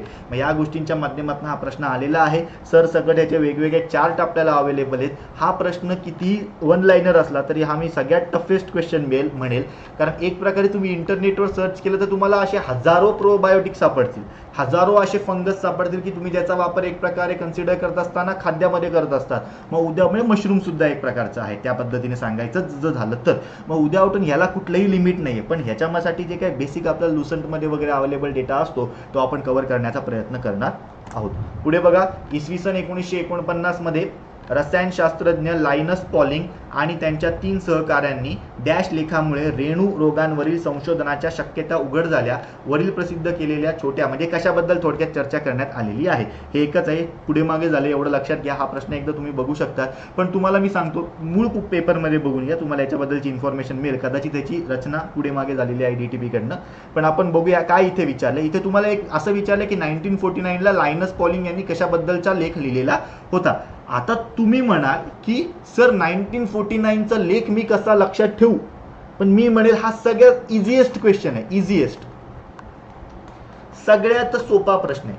मित्रांनो मला सांगा, मी एक नेहमी सांगत असतो, करंट अफेअर्स कधीच 15 मार्कांना नसतो. करंट अफेअर हा पूर्ण पेपर असतो. सभोवताली जे होतं, सभोवताली जे चर्चेत असतं त्याच्याबद्दलची एखादी इन्फॉर्मेशन आपल्याला जेव्हा पेपरमध्ये विचारली जाते ती त्याच्याशीच रिलेटेड असते. म्हणजेच बघा, आता तुम्हाला सांगतो, आपल्याला प्रिलिमला साबरमती करार, साबरमती करार याच्याबद्दल प्रश्न आलेला होता. मी माझ्या अनअकॅडमीच्या व्हिडिओमध्ये सुद्धा सांगितलेलं होतं बॅचमध्ये शिकवत असताना 1923ला काय झालेलं आहे मित्रांनो, आपल्याकडे स्वराज्य पक्षाची स्थापना झाली आहे. साबरमती करार जर तुम्हाला येत नसेल तर तुम्हाला काय सांगितलंय, जेव्हा एखादा डेटा असा असतो की तुम्ही तो कधीच ऐकलेला नसतो परंतु त्याच्या ऑप्शनमध्ये तुम्ही काहीतरी रिलेट करत असतात तर बिंदास उत्तरल्या, कारण ते चर्चेत असतं म्हणून विचारलेलं आहे.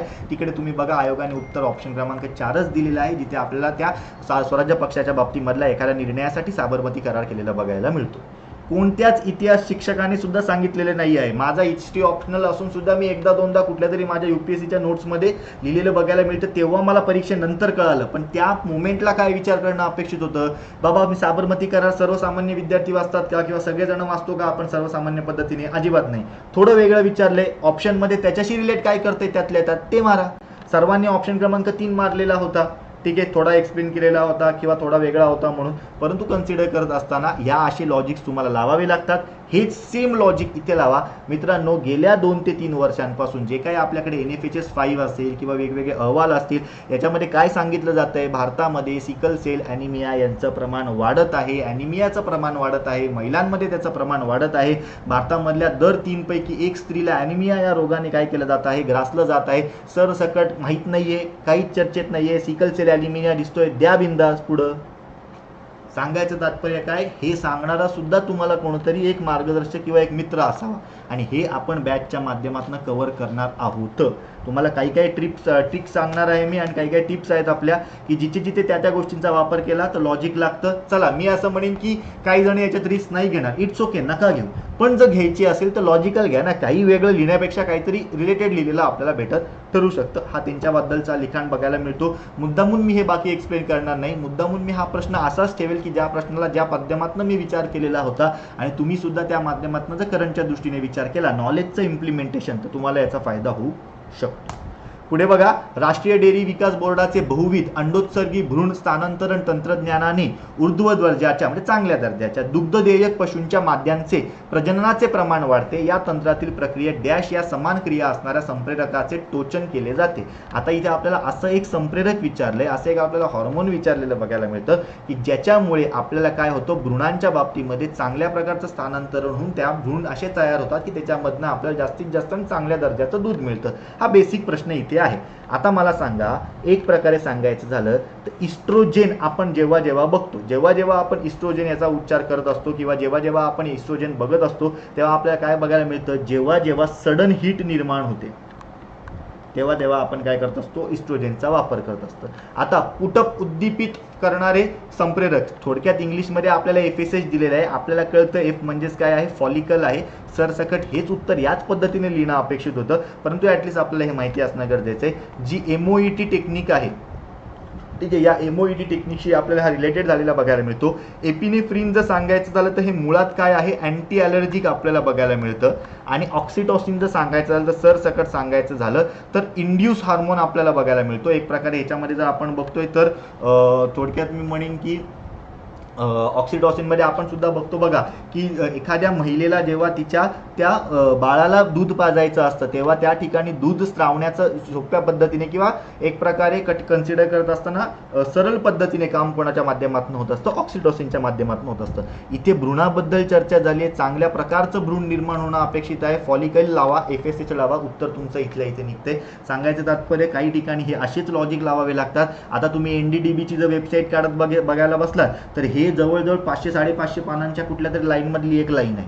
मग हे तिथे तसं तुम्ही शोधू शकत नाही किंवा हे त्या तुम्ही प्रश्नांपर्यंत पोहोचू शकत नाही. पण डॉट जर सांगायचं झालं तर बेसिक तुम्ही या अँगलने काम करा, तुम्ही डायरेक्ट उत्तरापर्यंत पोहोचा. पुढे बघूया, पेरणीपूर्व बियाणांवर फायदेशीर जीवांसोबत केलेल्या जैविक उपचार पद्धतीस डॅश असे म्हणतात.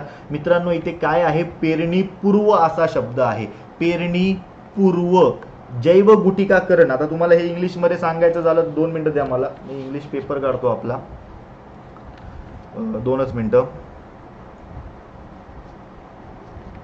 कारण हे सांगायचं तात्पर्य काय, काम काय आहे, कारण ह्या नावांवरच तुम्ही इथे उत्तरांपर्यंत पोहोचाल, कसे ते तुम्हाला सांगणार आहे. ठीक आहे, 2च मिनिटं द्या.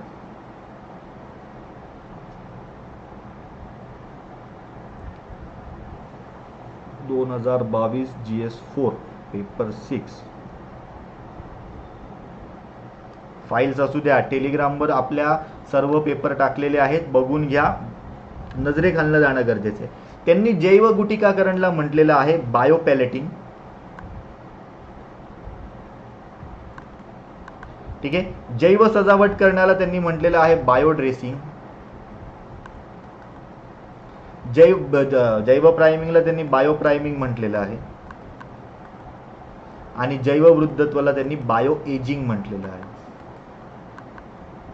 ठीक आहे. मग आता सांगायचं तात्पर्य काय, हे तुम्हाला नावं आहेत. पेरणी पूर्व, पूर्व म्हणजेच काय प्रायर, प्रायर म्हणजेच काय प्रायमरी. बायो प्रायमरी दिसतंय, बायो प्रायमिंग लिहा पुढे. चला जास्त लोड घेऊच नका त्या 2 तासांमध्ये, कळतंय, त्या 2 तासांमध्ये जास्त लोड घ्यायचंच नाही. बायोपॅलेटिंग म्हणजेच काय असतं, एक प्रकारची बायोफ्युअल प्रोसेस असते ज्याच्या माध्यमातून काय केलं जातं, चांगलं आवरण असलेला घटक त्या बियाणांना पुरवला जातो.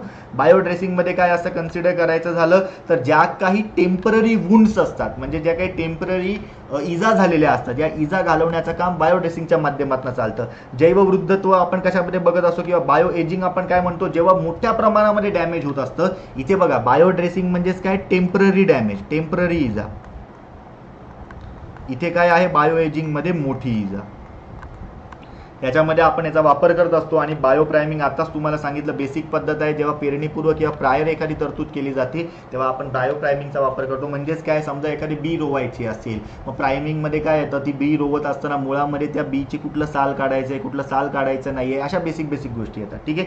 बायो प्रायमिंग ही थोडक्यात कम्प्लिटली वेगळी संकल्पना आहे, पण ॲटलिस्ट तुम्ही ह्या पद्धतीने लक्षात ठेवलं तरी चालेल. आणि परीक्षेमध्ये प्रायरी किंवा पेरणीपूर्वला त्यांनी डायरेक्टली इंग्लिशमध्ये तुम्हाला विचारलेलं आहे बघा, प्रायर टू सोविंग. काय दिलेलं आहे पेरणीपूर्वला, प्रायर टू सोविंग. सरसकट बायो प्रायमिंग लावून टाका. सांगायचं तात्पर्य आपल्या नॉलेजचं इम्प्लिमेंटेशन कसं करायचं तर असं करायचं, हे सुद्धा तुम्हाला बॅचच्या माध्यमातून शिकवलं जाणार आहे. ठीक आहे. हे असे लॉजिकल लागतात, उगाच तुक्के द्यायचे नाहीत. जे मी तुक्के म्हटलो ना, ते हे असे नॉलेजचं इम्प्लिमेंटेशन आहे ॲक्च्युली, ज्याला आपण बोलीभाषेत तुक्के म्हणतो. हा जो प्रश्न आहे 143 नंबरचा आहे, डायरेक्ट जोड्या लावा आहे. हा प्रश्न सुद्धा one of the toughest question म्हणेन मी, की जिथे आपल्याला ह्या सगळ्या गोष्टी पाठ असणं थोडं कठीण असतं किंवा पाठ असणं थोडं आपल्याला अपेक्षित नसतं. म्हणजे अपेक्षित आपल्याला युजली नाहीच आहे कन्सिडर करत असताना. थोडक्यात इथे विचारत असताना बायोसेफ्टी लेवलचे जे काही आपण क्रायटेरियाज केलेले आहेत, मग या बायोसेफ्टी लेवलच्या किंवा बायोसिक्युरिटी लेवलच्या ज्या काही क्रायटेरियामध्ये पहिल्या टप्प्यामध्ये कोण येतं, दुसऱ्या टप्प्यामध्ये कोण येतं, तिसऱ्या टप्प्यामध्ये कोण येतं, असं आयोगाने इथे आपल्याला विचारलेलं आहे. प्लांट्सच्या बाबतीमधल्या या बायोसेफ्टी लेवल्स आहेत. याच्यामध्ये आपण फक्त बेसिक आयडेंटिटी काय काय आहे, त्या लेवलचं उद्दिष्ट काय किंवा त्या लेवलचा गुणधर्म काय एवढंच बघू शकतो. बाकी याच्यामधले वेगवेगळ्या गोष्टी आपण पाठ करू शकत नाही. त्यामुळे हा असा प्रश्न स्किप केला तर उत्तम आहे. किंवा सरसकट अशा प्रश्नांना काही जण वेगवेगळे म्हणतात की सरसकट लावा 1 2 3 किंवा 3 2 1 वगैरे वगैरे, पण असा कुठलाही सल्ला मी देणार नाही. हे आयोगाने काहीतरी डायरेक्ट केलंय 2 3 1. आयोगाने ऑप्शन क्रमांक 4 हे उत्तर दिलंय. असे प्रश्न जर येत असतील तरच मारायचे, नाही तर मारायचे नाही. बायोसेफ्टी लेवल्स काय आहे किंवा बायोडायव्हर्सिटी लेवलच्या बाबतीमधल्या आपल्याला पद्धती कुठल्या, टप्पे कुठले, हे सुद्धा आपण लेक्चरमध्ये बघून घेणार आहोतच. पुढे बघा, मानवी रोग संशोधनात विभव असलेले अंग डॅश हे आहेत. आता मला सांगा, जर उद्या उठून, आता ह्याला मानवी शोधला यांनी एकदम प्रॉपर शब्द वापरलाय, इंग्लिशमधनं तुम्हाला लगेच लक्षात येईल जर कन्सिडर करत असताना. ऑर्गनॉइड्स हा शब्द त्यांनी वापरलाय, ऑर्गनॉइड्स.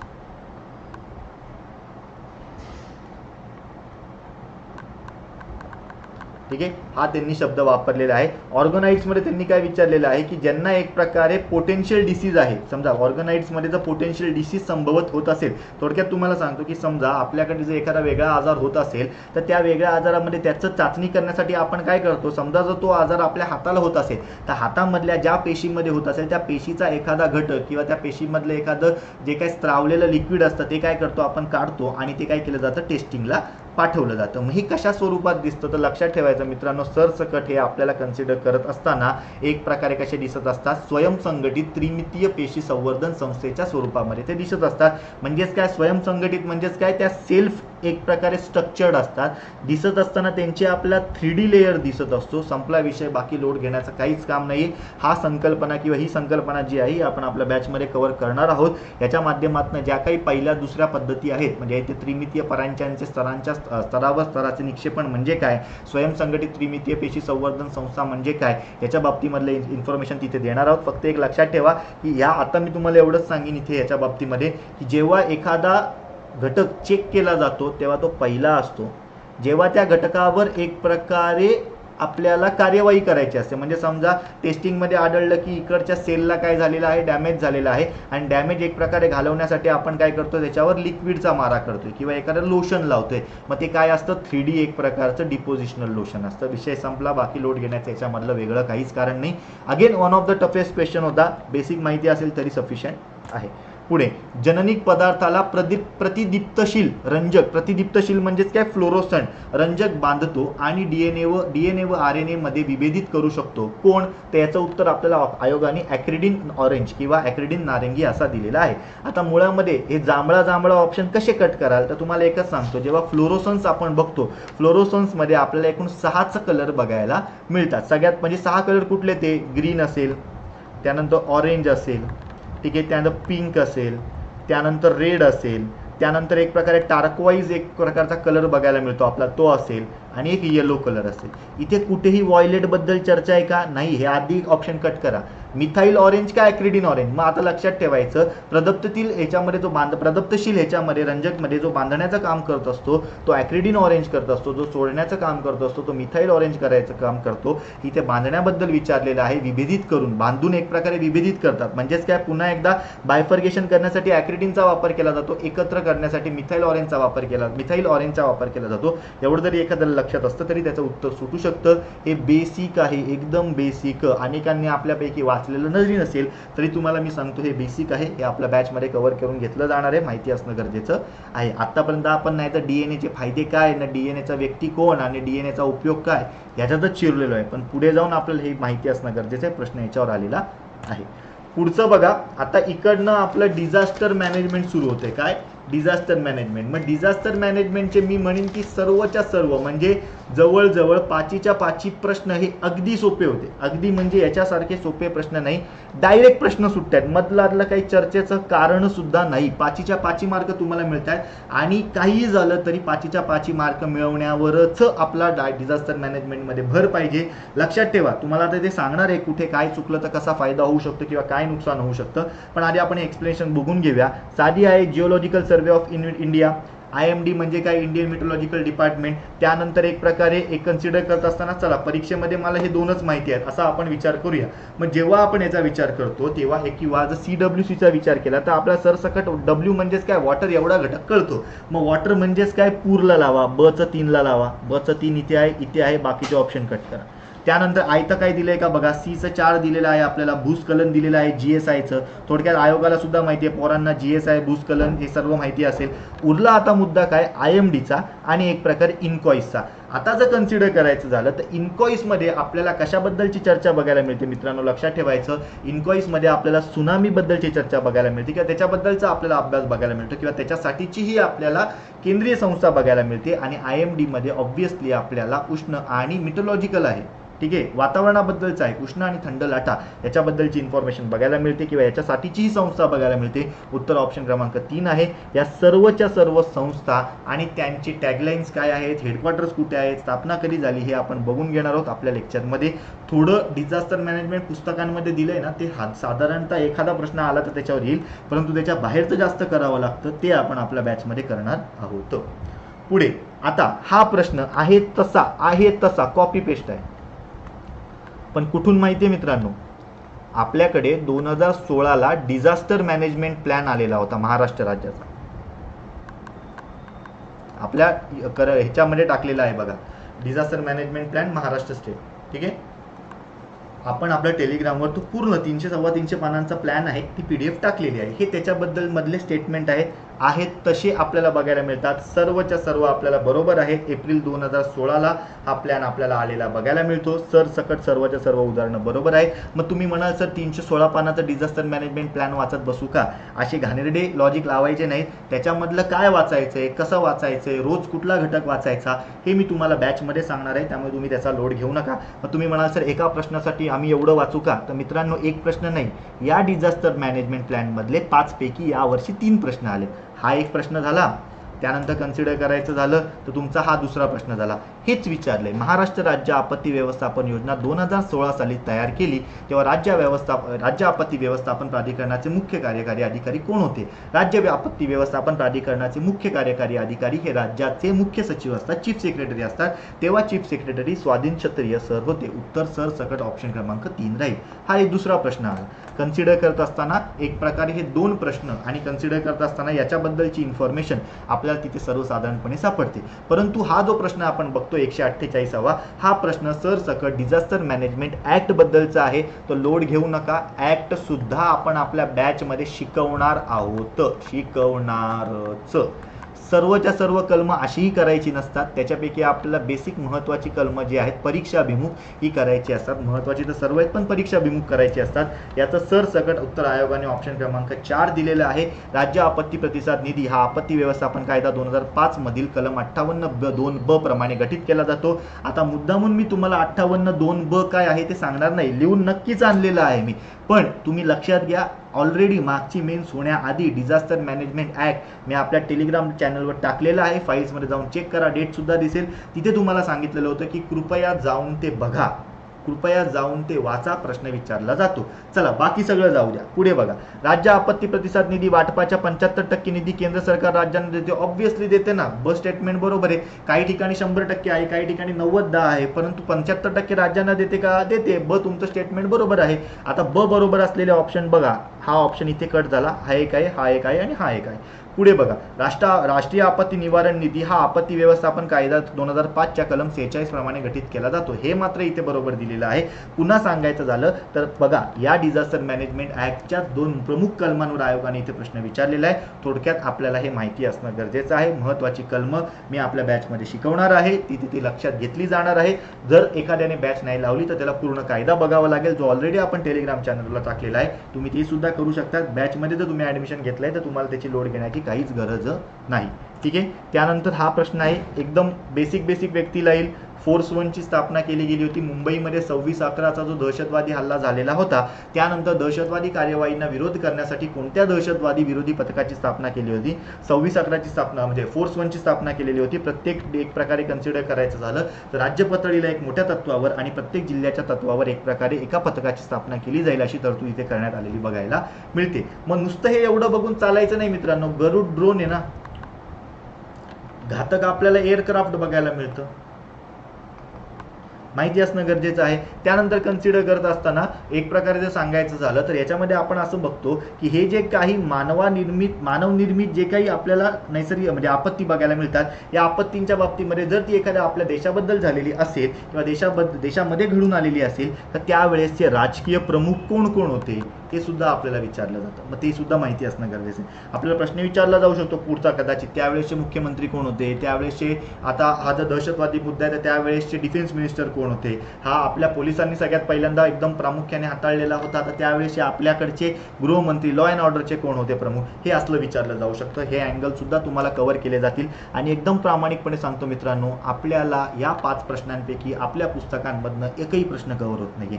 झाला तर हा 146 वाला होईल, पण तो अख्ख्या जगात कुठून होईल. मग हे सांगायचं कारण आहे की बॅच लावण्याचा हा फायदा आपल्याला इथे बघायला मिळणार आहे. आणि आता जे काही मला सांगायचं आहे की तुम्हाला फाईल टेलिग्रामवर अवेलेबल करून देतो मी लगेचच, म्हणजे तुम्हाला व्हिडिओसोबत ही फाईल सुद्धा तुमच्याजवळ ठेवता येईल. पण अजूनही मला जे काही सांगायचं आहे त्यानुसार मी तुम्हाला एक गोष्ट सांगेन की तुम्हाला काय करणं थोडक्यात इथे अपेक्षित आहे, किंवा एक प्रकारे आपली बेसिक स्ट्रॅटर्जी काय इथे असू शकते, किंवा आपण काय केल्याने आपल्याला फायदा होतो, कुठे आपल्याला नुकसान झालं तर आपल्याला वाईट वाटून घेणं गरजेचं नाही आहे, कुठे जर आपले प्रश्न चुकले तर आपण कॉम्पिटिशनच्या बाहेर जाऊ शकतो, हे तुम्हाला इथे मी थोडक्यात सांगतो. थोडं लक्षात ठेवण्याचा इथे प्रयत्न करा. एकच मी सांगेन तुम्हाला, आपल्याला 6 टॉपिक आहेत. ठीक आहे. त्यातले 2 कठीण आहेत, 4 सोपे आहेत. कठीण, 4 सोपे. कठीण मध्ये कुठला आहे तो सगळ्यात पहिल्यांदा बायोटेक आहे, त्याचे 15 प्रश्न आहेत मित्रांनो. दुसरा आपल्याला कुठला बघायला मिळतो, कम्प्युटर अँड आयटी आहे. काही जण याला आयसीटी म्हणतात, पण आयटी वेगळं आणि आयसीटी वेगळं बाबांनो. ह्याचे 10 प्रश्न आहेत. थोडक्यात 45 पैकी 25 प्रश्न आपल्याला कठीणवर आहेत. सोप्याच्या बाबतीत सांगायचे झाले तर उरलेले 20 प्रश्न 45 आउट ऑफ आपल्याला त्याच्यामध्ये बघायला मिळतात. त्याच्यामध्ये काय आहे, सगळ्यात पहिल्यांदा एनर्जी, एनर्जीमध्ये तुम्हाला कुठल्याच ठिकाणी एनर्जीचा अहवाल कोणीच दिलेला नाही आहे. सगळेजण एनर्जी स्टॅटिस्टिक्स रिपोर्ट जो काही आपण म्हणतो ते सगळेजण एकच काम करतात की आपल्याला इकॉनॉमिक सर्वे आणि बजेटमधली आकडेवारी टाकतात, पण ती येत नाही. आपल्याला एनर्जी स्टॅटिस्टिक्समधली आकडेवारी येते, ती माहिती असणं गरजेचं आहे. एनर्जीचे 5 प्रश्न असतात सहसा मी म्हणेन. त्यानंतर आपल्याला भारताचा जो न्यूक्लिअर प्रोग्राम आहे त्याच्याबद्दल सांगायचं त्याचे 5 प्रश्न बघायला मिळतात. त्यानंतर कन्सिडर करायचं झालं तर आपल्याला डिझास्टर मॅनेजमेंटचे 5 प्रश्न बघायला मिळतात. आणि आपल्याला स्पेस अँड डिफेन्स, नुसतं स्पेस नाही येते, स्पेस आणि डिफेन्स आहे, याचे 5 प्रश्न बघायला मिळतात. मित्रांनो, या 20 पैकी 18 तुमचे डॉट बरोबर आलेच पाहिजे. काही गोंधळ घाला, हे आलेच पाहिजे. आपल्याला अशी तयारी आपण बॅचमध्ये करून घेणार आणि मी हे प्रश्न आणून देणार म्हणजे देणार, एवढं मी तुम्हाला सांगतो. बायोटेक आणि कम्प्युटरमधलं त्यातल्या त्यात मी कम्प्युटरला म्हणेन की सर्वसाधारणपणे 60-40 रेशो ठेवूया, म्हणजे त्याचे युजली येतात 60-40. इथे साधारणतः कन्सिडर करायचं झालं तर आपण असं 55 आणि 45 रेशो ठेवूया. म्हणजेच काय, या 60-40 मध्ये आपल्याला 6 प्रश्न येऊ शकतात. या 55-45 मध्ये आपल्याला कन्सिडर करत असताना 8 प्रश्न येऊ शकतात. आता हे 18 आणि हे 8 आणि 7 14, करा यांची बेरीज, किती झाली? 32 झाली आउट ऑफ 45. तुम्ही जर पूर्णपणे जरी बघितलं तरी सर्वसाधारणपणे तुमचं 45 म्हणजे किती गेले? 13 गेले मित्रांनो. तुम्ही इथेच 28च्या प्लस स्कोरमध्ये तुम्ही जाताय. सांगायचं तात्पर्य काय, किंवा 28 पर्यंत तुम्ही पोहोचताय. सांगायचं तात्पर्य काय, वर्स्ट कंडिशनमध्ये तुम्ही इथे आलात पाहिजे. बेसिक स्कोर तुमचा 28 हा असलाच पाहिजे, परंतु तो आपल्याला पुढे जाऊन 30 ते 34 पर्यंत घेऊन जायचा आहे. याच्यासाठी तुमचे लॉजिक व्यवस्थित बसणं अपेक्षित आहे. ते बसवण्याचं काम, त्याच्यासाठी बेसिक फंडामेंटल कॉन्क्रीट देण्याचं काम मी करणार आहे आपल्या बॅचमधनं. बॅचची लिंक ओपन झालेली आहे, तुम्ही ती बघू शकता. सर्वसाधारणपणे जिथे त्या बॅच आपली 3 तारखेपासून सुरू होते, आपल्याला युजली तिथे व्हिडिओ पडायला पटापट सुरुवात होतील. आपण तिथे सगळ्यात पहिल्यांदा कन्सिडर करत असताना 2022चा तर PYQ झालेला आहे, 2021-2020च्या PYQचे व्हिडिओ टाकणार आहोत, 2-2 1-1 स्वरूपामध्ये जे काय असतील ते. त्यानंतर आपण कन्सिडर करत असताना 2 सोपे टॉपिक एक आधी संपवणार, मग एक कठीण टॉपिक घेणार, पुन्हा 2 सोपे टॉपिक जे कुठले असतील ते. इथे फक्त आता आकडेवारी गोल करतोय, मार्क करतोय मी. परत 2 आपण सोपे संपवणार आणि मग पुन्हा एकदा आपण आपलं एक कठीण टॉपिक संपवणार आहोत. लक्षात घ्या, बॅचमध्ये अशा अजिबात भरवशावर राहू नका की मी एकदम थोड्या लेट परचेस करेल आणि मी एकत्रच सगळं बघून घेईल. अशाने सायन्स टेक होणार नाही. परीक्षेला जाऊन चक्कर येण्याची कामं होतील आपल्याला. त्यामुळे तुम्ही सुद्धा 3 तारखेपासून किंवा त्याच्या आधीपासूनच रादर जर जॉईन झाला तर तुम्हाला काय कशा गोष्टी करायच्या ते आपण बघू शकतो. अन्यथा तुम्ही आपला स्वतःचा अभ्यास करू शकतात. कुठल्याही मदतीसाठी तुम्ही मला कॉल किंवा संपर्क करू शकतात. करंट अफेअर्स जे आहेत ते करंट अफेअर आपल्या टेलिग्राम चॅनलवर टाकतोय. टेलिग्रामवर जाऊन तुम्हाला आदित्य गरकल सर्च करायचं आहे. देशाच्या राष्ट्रध्वजाचा जो चित्र आहे, डीपी म्हणजे चित्र असलेला डीपी आपल्याला सापडेल, तो आपला ग्रुप आहे. आणि महत्त्वाचं म्हणजे त्याच्यामध्ये ज्या काही करंटच्या बीट टाकतोय त्या करंटच्या बीट हायलाइटेड टाकतोय. परंतु आपल्या बॅचच्या विद्यार्थ्यांना असा फायदा होईल की त्या सर्व बीट्सवर, सर्व म्हणतोय मी, त्या मागच्या ऑक्टोबरपासूनच्या बीट्स आहेत, कारण यावर्षी ऑक्टोबरमध्ये मेन्स आहे, मागच्या ऑक्टोबरपासूनच्या सर्व त्या बीट्सवर प्रश्न कसा येईल ह्याच्यासाठी मी एक लेक्चर घेणार आहे. त्यातनं चुकून जर 3-4 करंट अफेअर्सचे किंवा एखाद दुसरा जरी आला तरी आपल्याला फायदा येऊ शकतो सायन्स टेकमध्ये सुद्धा. ठीक आहे, एवढं मी तुम्हाला फक्त सांगेन. काही तुमचे प्रॉब्लेम असतील, काही क्वेरी असतील, काही सजेशन असतील, काही क्रिटिसिझम असतील, तुम्ही प्रत्येक सांगू शकता. थांबूया मित्रांनो आपण. धन्यवाद.